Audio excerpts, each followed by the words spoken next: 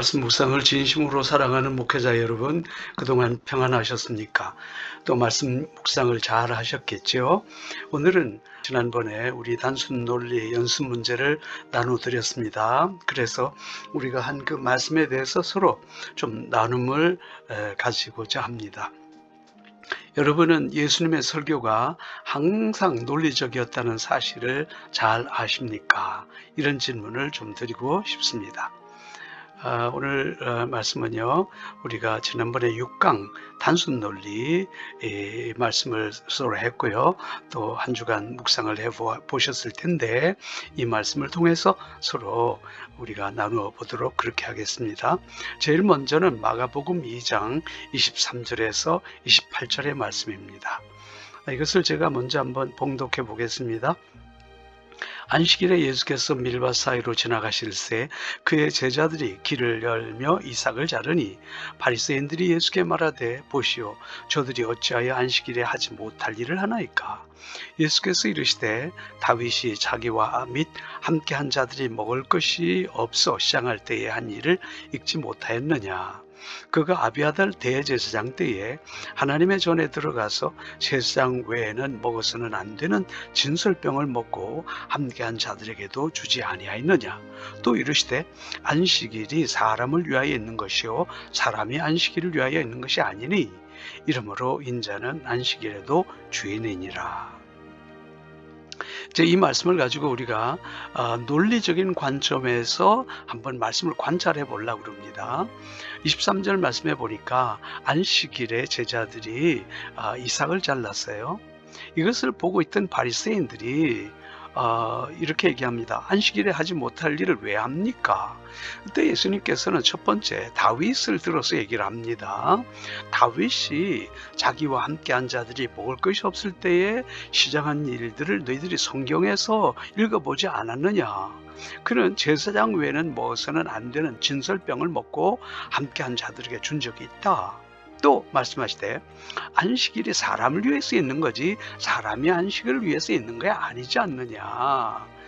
인자는 안식일에도 주인이다. 이렇게 이제 말씀을 하시는 거죠.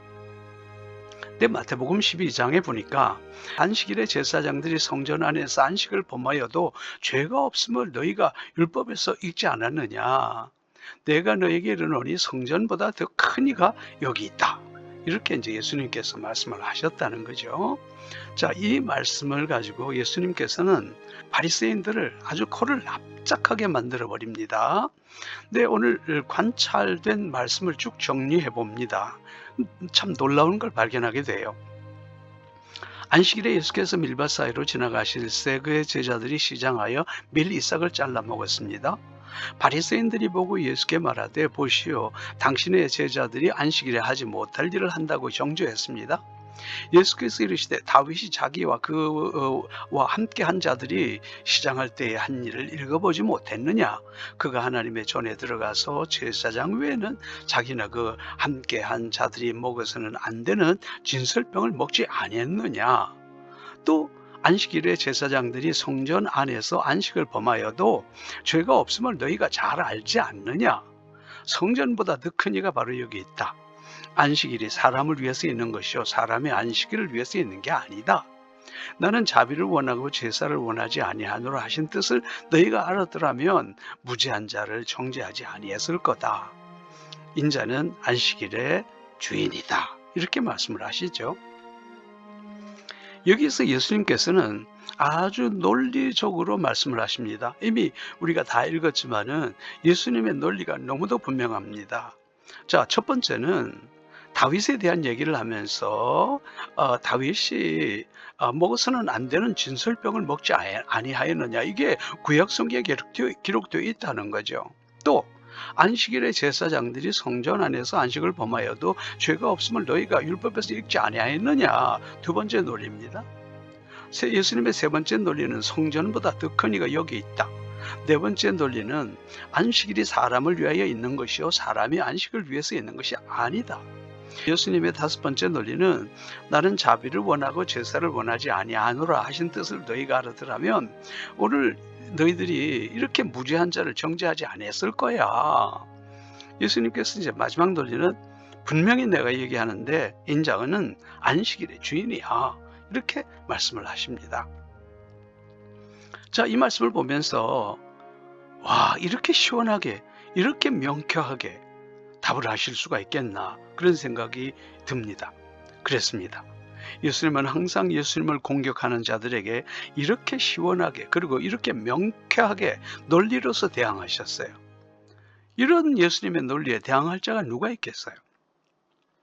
예수님께서는 이렇게 분명하고 시원한 논리로 가르치시고 설교하셨듯이 우리 목회자들이 설교 또한 이렇게 시원하고 그리고 이렇게 명쾌한 논리적인 설교를 할 수 있어야 되겠다, 그런 생각이 드는 것이죠. 이제 두 번째, 누가복음 20장 27절에서 40절 말씀을 가지고 단순 논리적인 측면에서 우리가 한번 말씀을 보겠습니다. 제가 읽겠습니다. 부활이 없다고 주장하는 사두개인 중 어떤 이들이 와서 물어 이르되, 선생님이여, 모세가 우리에게 써주기를 만일 어떤 사람의 형이 아내를 두고 자식이 없이 죽으면 그 동생이 그 아내를 취하여 형을 위하여 상속자를 세울지니라 하였나이다. 그런데 7형제가 있었는데 마지가 아내를 취하였다가 자식이 없이 죽고 그 둘째와 셋째가 그를 취하고 7이 다 그와 같이 자식이 없이 죽고 그 후에 여자도 죽었나이다. 7이 다 그를 아내로 취하였으니 부활 때에 그 중에 누구의 아내가 되리까? 예수께서 이르시되, 이 세상의 자녀들은 장가들어가고 시집도 가되 저 세상과 및 죽은 자 가운데서 부활함을 얻기에 합당히 여김을 받은 자들은 장가가고 시집가는 일이 없으며 그들은 다시 죽을 수도 없나니 이는 천사와 동등이요 부활의 자녀로서 하나님의 자녀임이라. 죽은 자가 살아난다는 것은 모세도 가시나무 떨기에 관한 글에서 주를 아브라함의 하나님이요 이삭의 하나님이요 야곱의 하나님이라称하였나니 하나님은 죽은 자의 하나님이 아니요 살아있는 자의 하나님이시라. 하나님에게는 모든 사람이 살아있느니라 하시니 서기관 중 어떤 이들이 말하되, 선생님 잘 말씀하셨나이다 하니 그들은 아무것도 감히 더 물을 수 없음이더라. 이렇게 돼 있어요. 오늘 이 말씀을, 본문 전체를 우리 단순 논리적인 관점에서 한번 관찰해 보겠습니다. 첫 번째는 부활이 없다고 주장하는 사개인들이요, 예수님께 와서 얘기를 합니다. 부활이 없다고 믿는 사람들이 예수님께 와서 어떤 사람의 형이 아내를 두고 자식이 없이 죽으면 그 동생의 아내를 취하여 형을 위하여 상속자로 세운다. 이 말이 안 되는 거죠. 근데 7형제가 있었는데 마지가 아내를 취하였다가 다 죽고 7세가 또 취해였다는 거예요. 여러분, 이거는 사실 이런 것은 있을 수가 없는 얘기예요. 억지로 만들어서 예수님을 골탕 먹이려고 하는 거죠.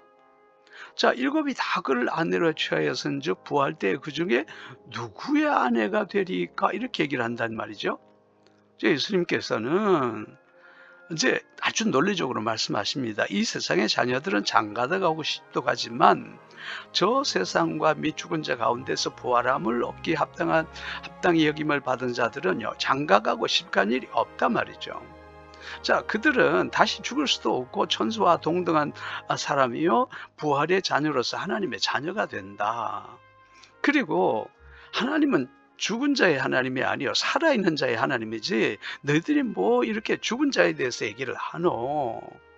아주 예수님께서는 정확하게 말씀을 합니다. 그러니까 그 사람들이 아무 소리를 못하고 그저 그 예수님 앞에 굴복할 수밖에 없는 거죠. 40절 말씀에 보니까 예수께서 대답하여 이르시되, 너희가 성경도 하나님의 능력도 알지 못하는 거로 오해하였구나, 이렇게 말씀을 하신다는 거죠. 자, 오늘 말씀을 정리해 보겠습니다. 부활이 없다고 믿는 사두개인들이 부활에 대해서 질문을 한다? 이것은 분명히 예수님을 함정에 빠뜨리기 위한 술책 아니겠어요? 아니, 7형제가 있는데 7형제가 다 죽어서 한 여인을 다 아내로 맞았다? 말도 안 되는 얘기예요. 다 예수님 함정에 빠뜨리기 위한 술책 아닙니까? 그러나 예수님은 조금도 당황하지 않으시고 아래와 같은 논리로 그들을 꼼짝할 수 없게 만드셨어요. 논리 1. 예수님께서는 너희가 성경을 몰라서 그리고 성경을 오해했다, 그렇게 말씀하시죠. 논리 2입니다. 예수님께서는 너희가 하나님의 능력도 알지 못해서 너희들이 성경을 오해했다 라고 말씀하시죠. 세 번째 논리는요, 예수님이 이르시되 이 세상의 자녀들은 장가들어가고 시집도 간다. 논리 4. 그러나 저 세상과 미 죽은 자 가운데서 부활을 함을 얻기에 합당한 여김이 받은 자들은 장가가고 시집가는 일이 없다. 논리 5. 그들은 다시 죽을 수도 없다. 논리 6. 이는 천사와 동등이요 부활의 자녀로서 하나님의 자녀이기 때문이다. 논리 7. 죽은 사람들의 부활에 대해서는 모세도 떨기나무가 나오는 대목에서 잘 보여주었다. 모세는 주님을 아브라함의 하나님, 이삭의 하나님, 야곱의 하나님이라고 하지 않았느냐. 마지막 논리 8. 하나님은 죽은 자의 하나님이 아니요 살아있는 자의 하나님이시라. 하나님에게 모든 사람이 살았느니라. 그들은 예수님의 놀라운 이 논리 전개에 대해서 아무 말도 할 수가 없었어요. 그리고 말하기를 예수님을 인정합니다. 예수님 말씀 참 잘하셨어요. 우리는 참 이 말씀을 보면서 놀라운 것을 발견하게 돼요. 이 얼마나 놀라운 내용인가. 이 얼마나 명쾌한 답변이신가. 이 얼마나 설득력이 있는 말씀인가. 주님은 이렇게 아무도 반박할 수 없도록 철저히 논리를 통해서 방어해 나가셨던 것입니다. 그렇습니다. 우리의 설교가 이러해야 한다는 거죠. 우리의 설교가 예수님처럼 논리적인 설교가 되어야 하는 이유가 바로 여기에 있는 것입니다. 제가 한 번은 신학대학교에서 학생들을 가르쳤는데 그때 바로 논리적인 그런 묵상에 대해서 가르치니까 학생 하나가 교수님, 말씀을 논리적으로 전하면 은혜가 없지 않습니까? 이렇게 얘기를 하더라고요. 제가 기가 막혔습니다. 여러분, 예수님도 이렇게 논리적으로 말씀하셨다면 우리의 설교가 논리가 없다면 갈팡질팡할 수밖에 없는 것이죠. 그래서 우리의 말씀은 항상 논리에 근거해야 한다라는 그런 말씀입니다. 자, 이제 누가복음 5장 1절에서 11절 말씀을 중심으로 우리 단순 논리를 한번 또 생각해 보도록 하겠습니다. 제가 본문을 읽겠습니다. 무리가 몰려와서 하나님의 말씀을 들을새 예수는 게네사렛 호숫가에 서서 호숫가에 배 2척이 있는 것을 보시니 어부들은 배에서 나와서 그물을 씻는지라. 예수께서 한 배에 오르시니 그 배는 시몬의 배라 육지에서 조금 떼기를 청하시고 앉으사 배에서 무리를 가르치시더니 말씀을 마치시고 시몬에게 이르시되 깊은 데로 가서 그물을 내려 고기를 잡으라. 시몬이 대답하여 이르되 선생님, 우리들이 밤이 새도록 수고하였으되 잡은 것이 없지만은 말씀에 의지하여 내가 그물을 내리리이다 하고 그렇게 하니 고기를 잡은 것이 심히 많아 그물이 찢어지는지라. 이에 다른 배에 있는 동무들에게 손짓하여 와서 도와달라 하니 그들이 와서 2배 각 채움에 각 잠기게 되었더라. 시몬 베드로가 이를 보고 예수의 무릎 아래에 엎드려 이르되 주여 나를 떠나소서 나는 죄인으로소이다 하니 이는 자기 및 자기와 함께 있는 모든 사람이 고기 잡힌 것으로 말미암아 놀라고 세베대의 아들로서 시몬의 동업자인 야고보와 요한도 놀랐습니다. 예수께서 시몬에게 이르시되 무서워하지 말라. 이제 후로는 내가 사람을 취하리라 하시니 그들이 배들을 육지에 대고 모든 것을 버려두고 예수를 따르지라. 자, 오늘 이 말씀을 우리는 단순 논리적인 관점에서 본문을 관찰해 보겠습니다. 물론 다른 각도에서 볼 수 있습니다만은 그러나 우리가 논리적인 각도에서 한번 생각해 보자 그 말씀입니다. 무리가 몰려와서 하나님의 말씀을 들을세. 하나님의 말씀을 들었습니다. 그리고 예수님께서는 또 그 배에 올라앉으시고서 배를 조금 떼기를 청하시더니 무리를 가르치셨다 그랬어요. 그러더니만 예수님께서 말씀하십니다. 깊은 데로 가서 그물을 내려 고기를 잡으라. 그러니까 아니 예수님 우리가요 고기 잡는 데는 선수 아니겠습니까?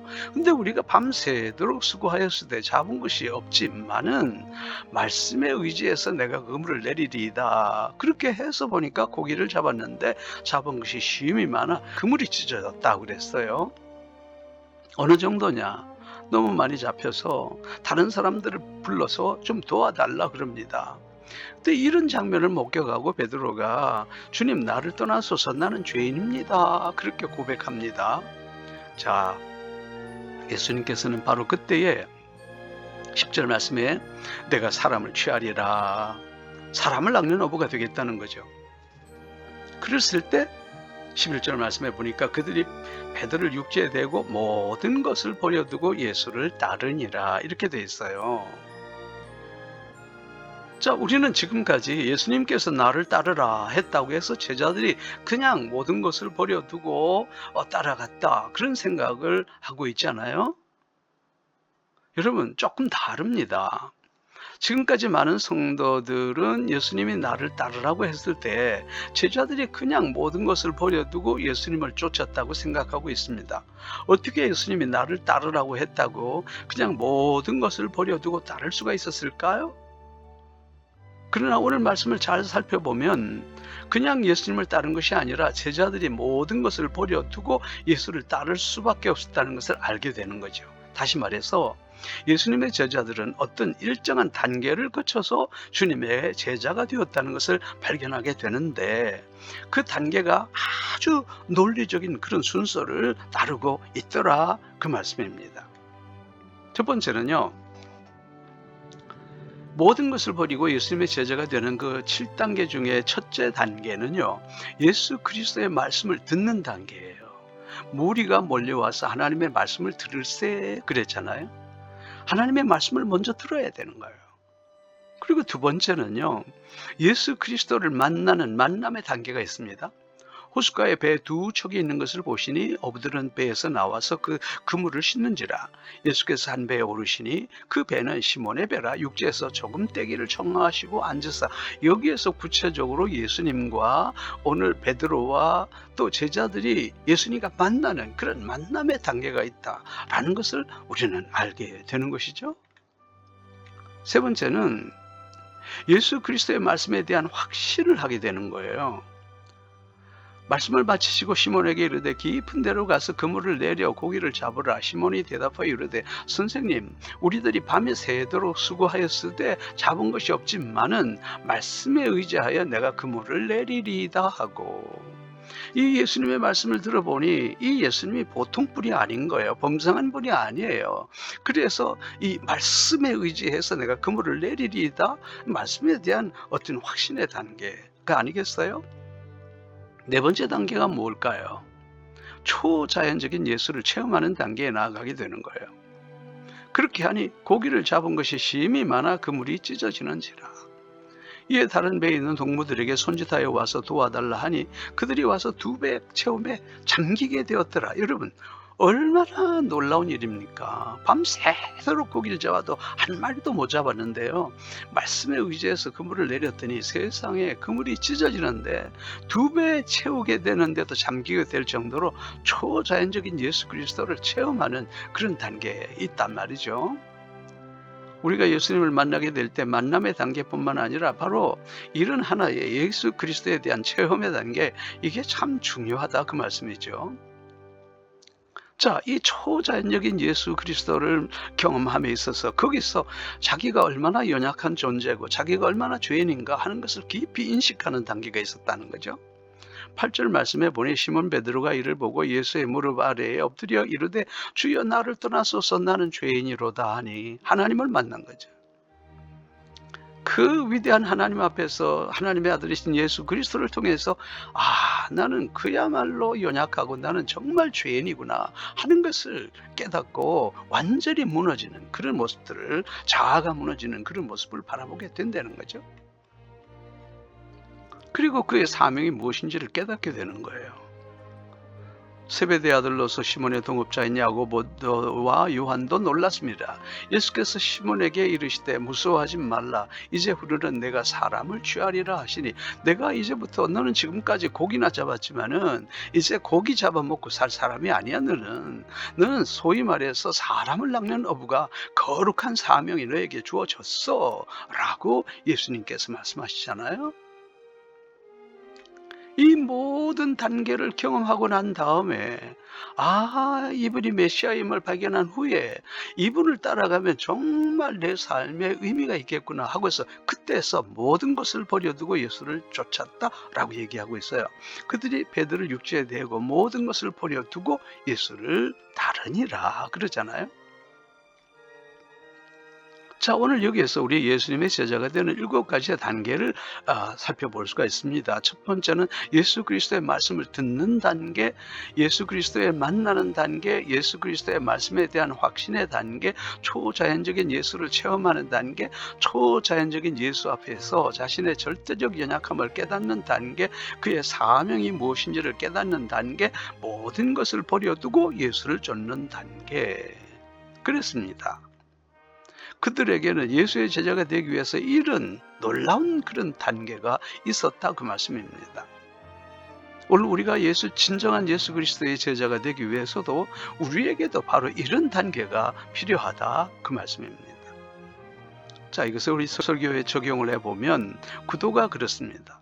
예수 그리스도의 말씀을 듣는 단계, 예수 그리스도를 만나는 만남의 단계, 예수 그리스도의 말씀에 대한 확신의 단계, 초자연적인 예수를 체험하는 단계, 초자연적인 예수 앞에서 자신의 절대적 연약함을 깨닫는 단계, 그의 사명이 무엇인지를 깨닫는 단계, 그리고 모든 것을 버려두고 예수를 쫓는 단계.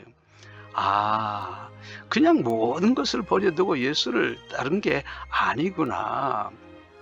그래서 우리의 삶에도 정말 우리가 예수님의 진정한 제자가 되기 위해서는 예수님의 말씀을 사모하고 뿐만 아니라 예수님을 만나야 돼요. 그리고 예수님의 말씀에 대한 확신이 있어야 되고, 그리고 우리가 예수 그리스도의 초자연적인 예수를 체험하는 단계가 우리에게 필요하고, 그 앞에서 내가 얼마나 연약하고 무능한 존재인가를 깨닫게 되고, 그리고 난 다음에 우리의 사명이 무엇인지를 깨닫는 그런 하나의 단계를 거쳐서 우리가 진짜 모든 것을 버려두고 이건 정말 의미 있는 일이구나, 그것을 깨닫고 내 모든 것을 걸 수 있는 것이구나 생각하고 우리가 모든 것을 버려두고 예수를 쫓아야 되겠다, 그 말씀입니다.